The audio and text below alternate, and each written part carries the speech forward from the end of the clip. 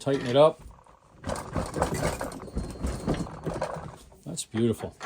Hi, I'm Eric Kimball. In this video, I'm going to show you how to make simple, inexpensive, practical, and useful wood soft jaws for your bench vise. The reason you should have soft jaws is because it makes it easier to clamp things like threaded bolts or threaded rod that you want to cut or otherwise work on. You don't want to damage the threads. Or you can clamp wood objects without getting marks from the metal jaws. There are numerous YouTube videos about how to make soft jaws. Some of them are quite complicated, some are not. What I'm about to show you is a useful addition to the bench vise. This is my bench vise, made or sold by Montgomery Ward. I bought it at an auction in the 1980s. It was pretty much like new at that time, but it's been used hard by me, as you can see, and by my 3 sons too when they were growing up. So to begin with, I have 2 pieces of pine right here. They are 5 inches wide, which is the width of my bench vise jaws.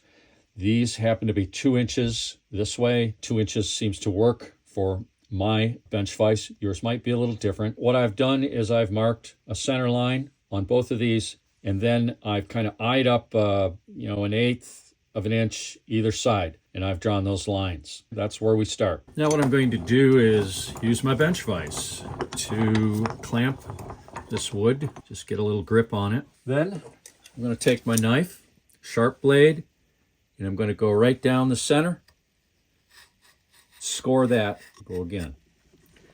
Okay, then I'm going to come in here and make a angled cut. This isn't real precise. You just want to follow your line and get a little bit of an angle there, a little bit of a channel. This is going to help hold whatever we want to hold in an upright way.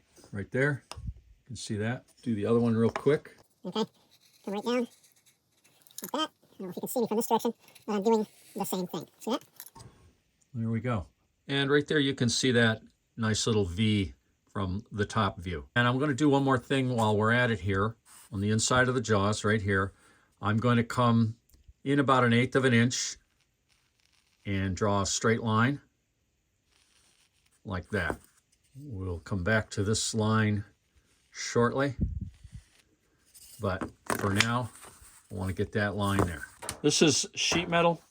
It's actually sold as joist liner. I purchased some at Lowe's for a previous project. Any kind of sheet metal is going to work for you. I measured and marked 1.5 there, 1.5 there. I want to get a nice line to cut with shears, so I'm going to use masking tape over those 2 Sharpie marks, okay? And then I'll use my framing square, and I'll get a pencil, and I'll make a nice line. It's hard to mark sheet metal with a pencil. The masking tape makes it easy. Here we go. We want it to be the same width as our wood. It's easy enough, right there, right there. Can I cut this square? I'll take a chance on that. Instead of getting my square out, we're going to add another strip of masking tape right on there because we're going to make another mark. There we go. I want to mark the center on each of these pieces. Right there. And then I want to lay these pieces on here. Remember that 1/8 inch mark I made right here? Get that right there, and then make a little mark in the center of what's left here, okay?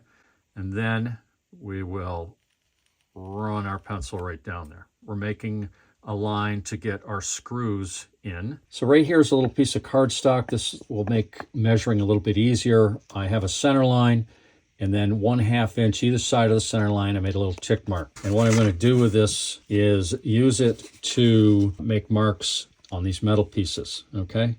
I've got the center aligned here. You come over here, make a mark. Over here, make a mark. Now once that is done, I'll take the combination square, the 45-degree angle, put it on those 1/2 inch marks, like that, and mark a notch.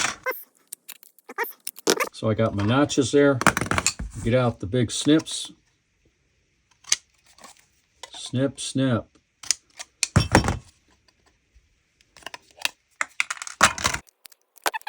Now I'm going to mark on this line for the sheet metal screws that will hold this metal to the wood. And I'm going to just eye up a good distance for that screw and that one. I want uniformity because uniformity always looks better. Okay, so I've got those marked. I'm going to come in a little further.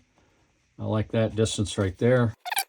I'm going to use my trusty awl to get a little starter hole in each of those locations.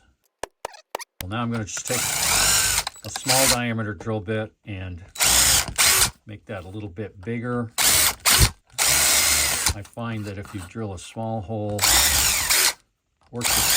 work your way up, you're going to have more success. Before I drill those holes larger for the sheet metal screw, I'm going to lay these pieces on here the way I want them. They're set back, that line, remember the line there? We'll set it back and we'll hold it there. And then I'm going to get out the trusty awl again.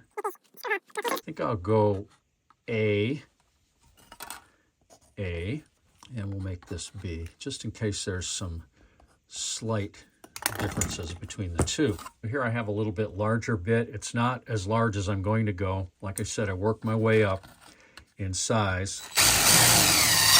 This thin metal, I want to get my RPMs up and just feed slow. Now right here are the sheet metal screws that I'm using. They're 3/4 inch long. I've got my drill gauge here. I use the drill gauge quite a bit. And I want to find out what size hole I need to drill so that I'm not interfering with those threads.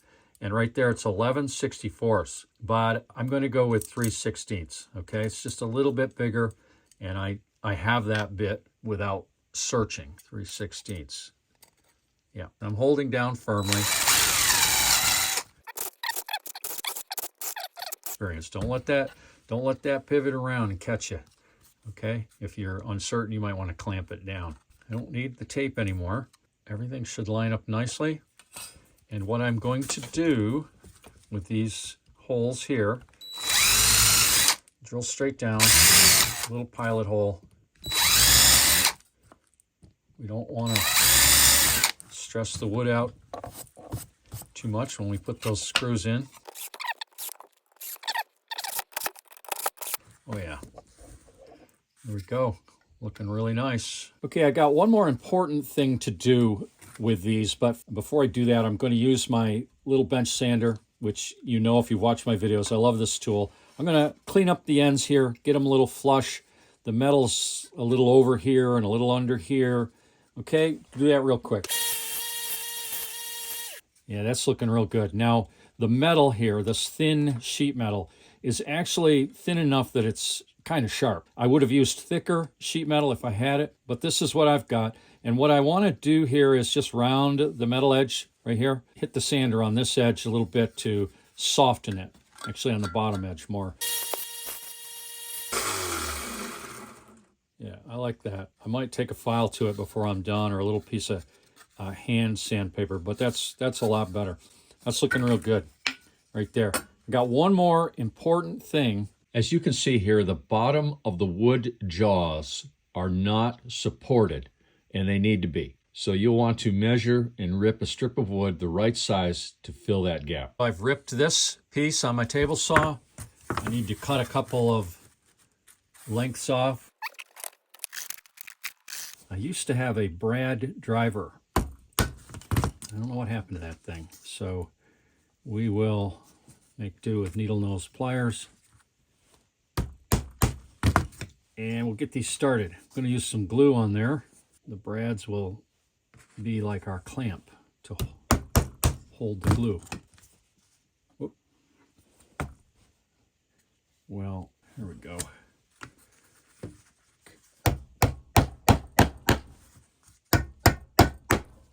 One done. That's pretty.